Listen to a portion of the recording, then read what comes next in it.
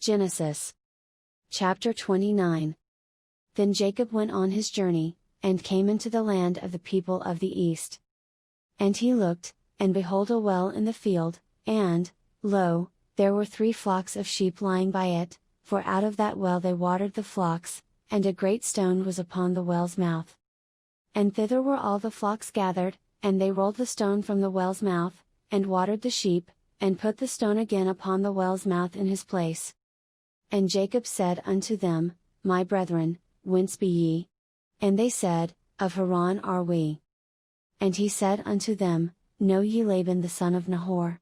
And they said, We know him. And he said unto them, Is he well? And they said, He is well, and, behold, Rachel his daughter cometh with the sheep. And he said, Lo, it is yet high day, neither is it time that the cattle should be gathered together, water ye the sheep, and go and feed them. And they said, We cannot, until all the flocks be gathered together, until they roll the stone from the well's mouth, then we water the sheep. And while he yet spake with them, Rachel came with her father's sheep, for she kept them.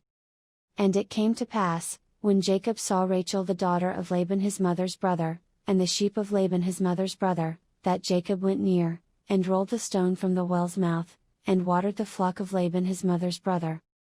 And Jacob kissed Rachel, and lifted up his voice, and wept.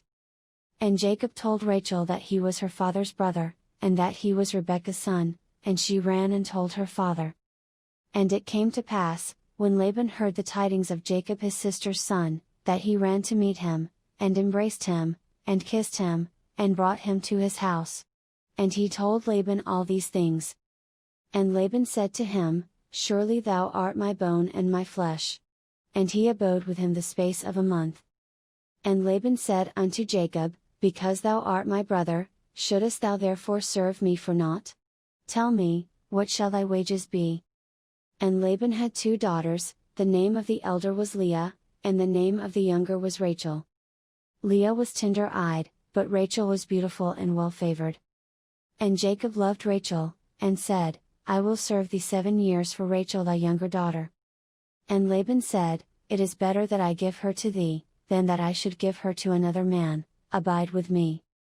And Jacob served 7 years for Rachel, and they seemed unto him but a few days, for the love he had to her. And Jacob said unto Laban, Give me my wife, for my days are fulfilled, that I may go in unto her. And Laban gathered together all the men of the place, and made a feast. And it came to pass in the evening, that he took Leah his daughter, and brought her to him, and he went in unto her. And Laban gave unto his daughter Leah Zilpah his maid for an handmaid. And it came to pass, that in the morning, behold, it was Leah, and he said to Laban, What is this thou hast done unto me? Did not I serve with thee for Rachel? Wherefore then hast thou beguiled me? And Laban said, It must not be so done in our country, to give the younger before the firstborn. Fulfill her week, and we will give thee this also for the service which thou shalt serve with me yet 7 other years.